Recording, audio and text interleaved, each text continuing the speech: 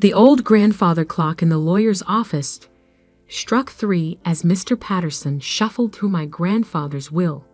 My brother Michael sat across from me in his perfectly tailored suit, already wearing the smug expression of someone who knew he'd won. Next to him, my sister Catherine examined her manicure, barely containing her impatience. I'm Hannah Miller, the youngest of 3 siblings, and according to my family, the least successful.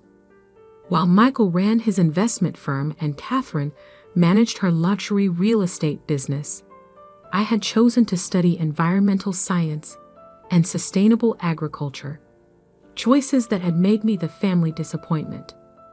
Now then, Mr. Patterson adjusted his reading glasses to the matter of distributing Harold Miller's estate. I caught my reflection in the office window, simple blouse, practical pants, work boots still muddy from my morning at the research center. Next to my polished siblings, I looked exactly like what they thought I was, the family failure. To my grandson Michael Miller, Mr. Patterson read, I leave my investment portfolio, valued at approximately $4 million. Michael's smile widened. No surprise there. He'd been managing those investments for years, carefully positioning himself as the responsible grandchild. To my granddaughter, Catherine Miller, I leave my properties in the city, including the apartment building on 5th Avenue and the commercial space in Brooklyn. Catherine finally looked up from her nails, nodding in satisfaction. The properties were worth at least $6 million. And to my granddaughter, Hannah Miller, Mr. Patterson paused, glancing at me over his glasses. I leave the family farm in Millbrook, including all land, structures, and equipment thereon. The silence lasted exactly 3 seconds before Michael burst out laughing. The farm, he wheezed, wiping tears from his eyes. That worthless piece of dirt? Oh, this is perfect. Catherine joined in with her theatrical giggle. Well, it makes sense. Hannah's always been interested in playing in the mud. Now she can do it full time. I sat there, my face burning, but my voice steady. Are there any conditions attached to the inheritance? Mr. Patterson nodded, relieved to have a serious question. Only that the property cannot be sold for at least 1 year after taking possession. Michael's laughter redoubled. 1 year? You'll be broke by then. That place hasn't turned a profit in decades. The property taxes alone will bankrupt you. Enjoy your worthless farm. Catherine stood up, already reaching for her designer handbag. Maybe you can grow organic kale or whatever it is you studied in college. I remained seated as they strutted out, still laughing. Mr. Patterson waited until their voices faded before speaking again. There's one more thing, Miss Miller. Your grandfather left this for you. He handed me an envelope, my name written in Grandpa's shaky handwriting. He was very specific that you should receive it only after the others had left. I opened the letter carefully, recognizing the paper from Grandpa's old desk. Dearest Hannah, by now you know about the farm. Your brother and sister will think I'm punishing you, but they never understood what that land really means. They see dirt and crops and outdated buildings. But you've always seen the potential in things others dismiss. Remember the stories I used to tell you about the old barn? About why it was built where it was, and what lies beneath? It's time for you to find out if those stories were true. The key in this envelope opens the locked cabinet in my study. Inside, you'll find everything you need to understand. Trust yourself, little one. You're the only one who can unlock what that farm really holds. All my love, Grandpa. A small brass key fell from the envelope into my palm. I looked up at Mr. Patterson, who was watching me with curious eyes. Did you know about this? He shook his head. Your grandfather was a private man, especially in his later years. but he always spoke highly of you. Said you had a gift for seeing value where others couldn't. That evening, I drove out to the farm alone. The spring sunset painted the old buildings in shades of gold, making the weathered wood glow. I'd always loved this place, spent countless summers here helping Grandpa with the horses and listening to his stories. The study was exactly as he left it. Books everywhere, maps spread across the desk, his old leather chair still holding the impression of his favorite reading position. The locked cabinet stood in the corner, untouched since his passing 3 months ago. The key fit perfectly. Inside, I found a stack of notebooks, geological surveys, and maps. Decades of research and observations. But it was the small leather-bound journal on top that caught my attention. The first entry, dated 1962, made my heart stop. Today, I confirmed what I've suspected for years. The geological formations under the North Barn aren't natural. The core samples show clear signs of mineral deposits, but that's not all. The radiation reading suggests something far more valuable. I can't risk anyone finding out until I'm certain, but if I'm right, this farm sits on top of one of the largest rare earth element deposits in North America. I sank into Grandpa's chair, my hands shaking as I turned the pages. For decades, he had secretly studied the land, gathering evidence of what lay beneath the surface. The barn had been built specifically to hide his test sites, its location chosen not for farming convenience, but to mark the center of something extraordinary. The final entry was dated just 2 weeks before his death. Hannah will find this. She's the only one who ever really listened, who understood that this land holds more than just crops. Michael and Catherine want quick profits and easy money. They'll never have the patience to discover what's beneath their feet. But Hannah, she has my curiosity, my determination. She'll know what to do with this knowledge. I stayed up all night, reading through the journals and studying the maps. By sunrise, I knew 2 things with absolute certainty. My grandfather had been right about the mineral deposits, and I was holding information worth millions, possibly billions, of dollars. My phone buzzed. A text from Michael. Hope you're enjoying the dirt farm. Let me know when you're ready to sell it cheap. I might know some developers who take it off your hands. I smiled, looking out over the misty fields toward the old barn. No thanks, I typed back. I think I'll hang on to it for a while. If only he knew what was really hidden beneath that worthless dirt. The first thing I did was call Dr. Sarah Chen, my former professor and mentor in environmental science. If anyone could help me confirm Grandpa's discovery without drawing attention, it would be her. Rare earth elements? She said, examining the geological surveys spread across the barn's work table. Your grandfather was tracking these patterns for decades. The man was brilliant. I nodded, pointing to the most recent readings.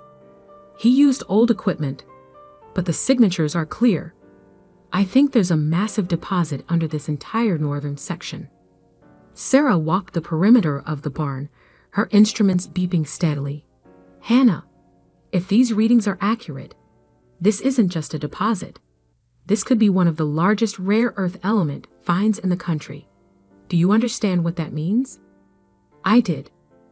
Rare earth elements were crucial for everything from smartphones to electric vehicles to military technology. China controlled most of the world's supply, making any significant domestic source invaluable. We need to confirm this properly, Sarah said, already making calls. I know some people who can help, discreetly. Over the next few weeks, a small team of trusted geologists conducted comprehensive surveys of the property.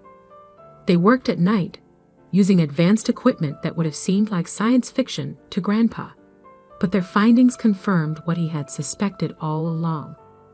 The deposit extends at least 300 acres, Dr. Chin explained, showing me the 3D imaging.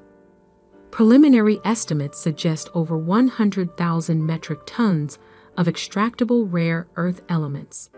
At current market prices, that's billions. I finished quietly. Not millions, billions. She nodded. And given the growing demand for these elements, the value will only increase. But Hannah, you need to be careful. Once this gets out. She didn't need to finish. I knew what would happen. My phone was already buzzing with increasingly frequent messages from my siblings. Word had gotten around that there was unusual activity at the farm. "Hey sis," Catherine's text dripped with fake sweetness. "Just checking in. How's the farming going? You know, if you need help with property taxes or anything." Michael was more direct. "Heard you've had some scientists out there. What's going on?" As your financially responsible brother, I should be involved in any decisions about the property. I ignored them both, focusing instead on the next crucial step. I needed capital to develop the discovery, but I had to move carefully. If word got out too soon, every mining company in the country would be trying to take control. That's when I got lucky. Through Sarah's connections, I met James Wong, a venture capitalist who specialized in mineral resources. More importantly, he understood the need for discretion. "The potential here is unprecedented," he said, walking the property with me. "But extraction needs to be done sustainably, carefully. Many of these deposits have been ruined by hasty development." I liked him immediately. He asked about environmental impact before profit margins, and he actually listened to my ideas about sustainable mining practices. "I can provide initial funding," he offered, "enough to secure the necessary permits and begin preliminary development. In return, my firm gets a minority stake, but you maintain controlling interest." It was a fair offer, better than fair, but before I could accept, my siblings forced my hand. I came home one evening to find Michael's expensive car in the driveway. He and Catherine were waiting on the porch, trying to look concerned, but barely concealing their greed. "Hannah, we need to talk," Michael began, using his responsible big brother voice. "We're worried about you." "Really?" I leaned against the porch railing. "You haven't been worried about me for the past 10 years. Catherine stepped forward, all designer clothes and fake sympathy. "We know you've been meeting with investors. You can't handle something like that alone. You need our expertise." "Like you handled Grandpa's investments?" I asked sweetly. "The ones that underperformed the market by 40% under your management, Michael." His face reddened. "That's not. How did you know about that?" "I actually read his financial records, unlike you. Just like I read everything else he left behind." "Look," Catherine cut in, "whatever you found out here, you need help developing it. We have connections, experience." "No," I said firmly. "What you have is regret. You mocked this farm, called it worthless. Now you suspect it might be valuable, and suddenly you want to be involved." Michael's fake concern vanished. "We're your family. We have a right to be part of this." "Family?" I laughed. "When was the last time either of you visited Grandpa? Do you even know what crops he grew here? What he was passionate about?" They exchanged guilty glances. "I'll make this simple," I continued. "This is my inheritance. Grandpa gave it to me because he knew I would understand its true value, not just its monetary worth. You want to know what I found? Wait and read about it in the papers like everyone else. You'll regret this," Michael threatened. "We can make things very difficult for you." I stepped closer, meeting his eyes. "No, Michael, you can't. Because unlike you, I actually learned from Grandpa. I learned how to protect what's valuable, how to plan for the long term. You want to cause trouble? Go ahead. But remember, I have all of Grandpa's records, including some very interesting notes about your investment practices. Catherine grabbed Michael's arm as he started to sputter. Come on, she muttered. This isn't over, Hannah. I watched them drag away, their expensive car kicking up dust on the dirt road. Then I called James Wong. I'll take your offer, I said. But I want to add something to the contract. A clause that specifically prevents any shares from being sold to members of my family. He chuckled. Already done. Your grandfather warned me about them years ago. I nearly dropped the phone. You knew my grandfather? Who do you think helped him confirm his initial findings? Harold and I were old friends. He made me promise to look out for you when the time came. Tears filled my eyes as I looked out over the farm, my farm. Even now, Grandpa was still protecting me, still guiding my path. The next few weeks were a blur of activity. Environmental impact studies, permit applications, mineral rights registrations. Through it all, I could feel my siblings watching, plotting. But I had something they didn't: patience, just like Grandpa. Then came the day I had been both anticipating and dreading. The official announcement of the discovery was about to go public, and with it, the true value of my worthless farm would be revealed to the world. I sat in Grandpa's study, reading the press release one final time. Tomorrow, everyone would know that the Miller farm sat on top of one of the largest rare earth element deposits ever discovered in North America. Tomorrow, my siblings would learn exactly what they had mocked and lost. But tonight, in the quiet of the evening, I reread Grandpa's journal one more time. Remember, Hannah, true value isn't just in what you find, it's in how you use it. Make me proud. I would, Grandpa. I would. The morning the news broke, I woke up early to watch the sunrise from Grandpa's old porch swing. The farmhouse was quiet, but I knew the peace wouldn't last. Headlines were already flashing across financial news networks. Massive rare earth element deposit discovered in New York. Miller farm find could worry HAP global mineral market. Domestic rare earth elements. A $100 billion game CHANGR. My phone started ringing at exactly 7:01 a.m. Michael, of course. Is it true? He demanded, not bothering with a greeting. The farm, the minerals, all of it. Good morning to you too, Michael. I kept my voice calm. Yes, it's all true. Grandpa discovered it years ago. He just needed someone patient enough to understand its value. You have to let us in on this, he said quickly. The family needs to be involved. We have connections, experience. Like your experience in calling it a worthless dirt farm. I cut him off. Or Catherine's expertise in mocking my career choices. That kind of valuable experience. Before he could respond, another call beeped through. Catherine. Then another, our parents. Then the local news stations, investment firms, mining companies.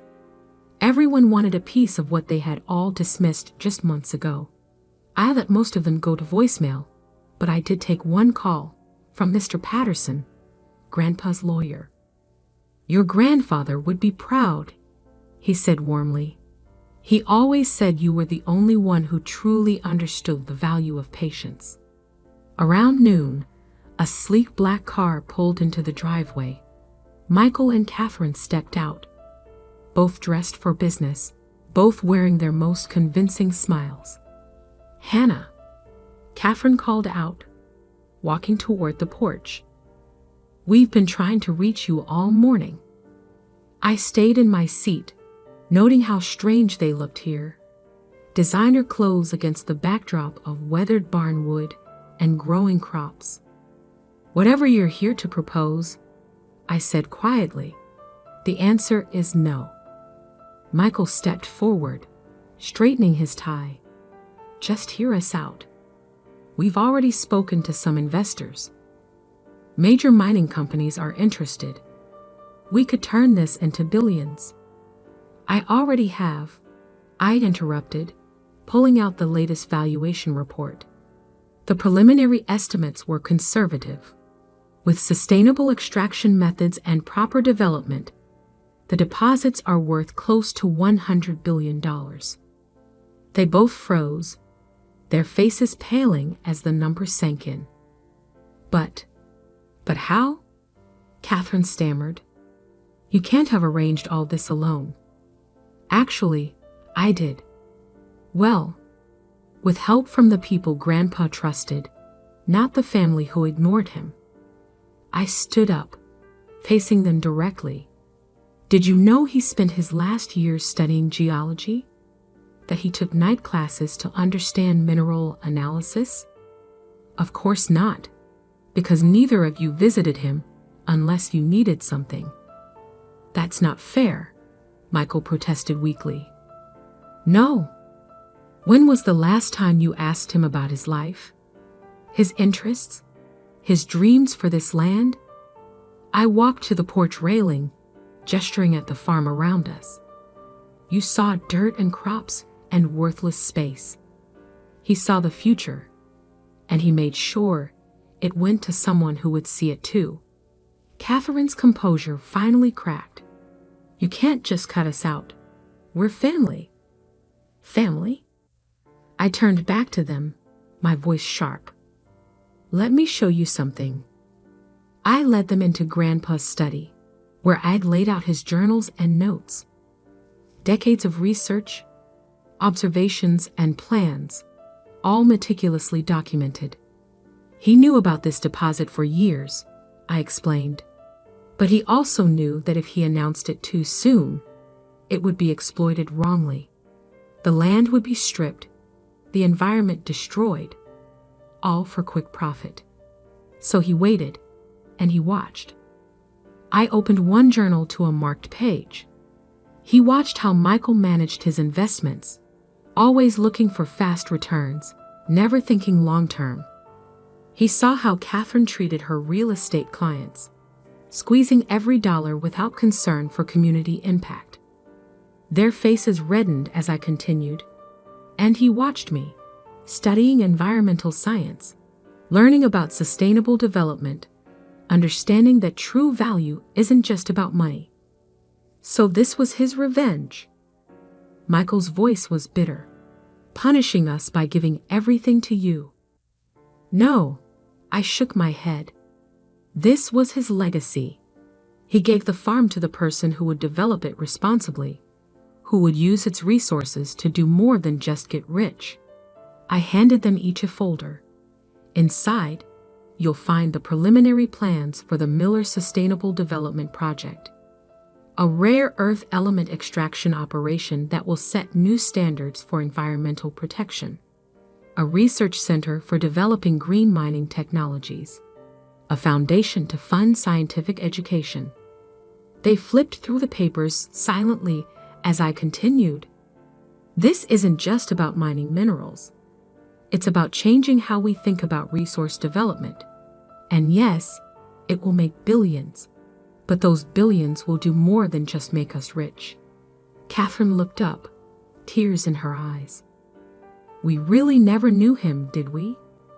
No, I said softly. You never tried. Michael was still staring at the plans. These are impressive. The technology, the environmental protections. This could revolutionize the entire industry. That's what Grandpa wanted. I nodded. He used to say that true wealth isn't what you take from the land.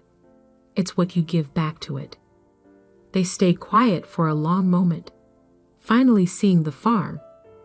And our grandfather, through new eyes. "So what now?" Catherine finally asked. "Where do we fit in?" I took a deep breath. "That depends on you. I'm establishing a board of directors to oversee the foundation's charitable work. There are seats available, but they come with conditions." "What conditions?"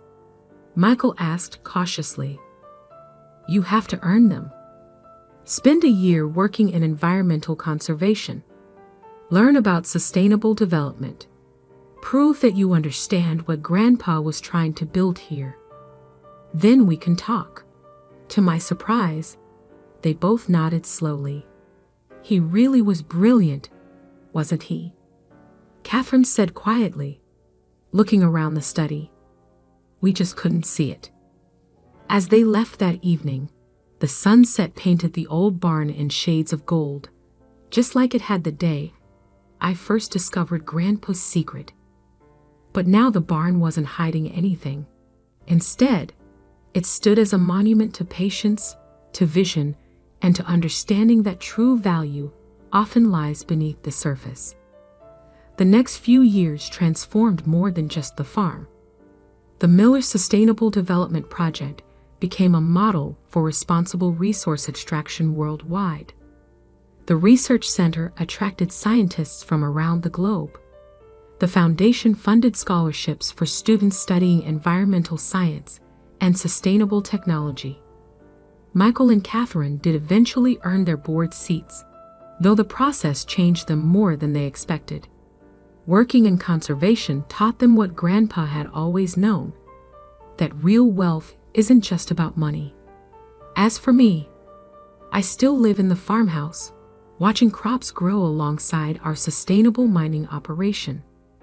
Sometimes, in the quiet of evening, I sit in Grandpa's study and read his journals, finding new wisdom in his words.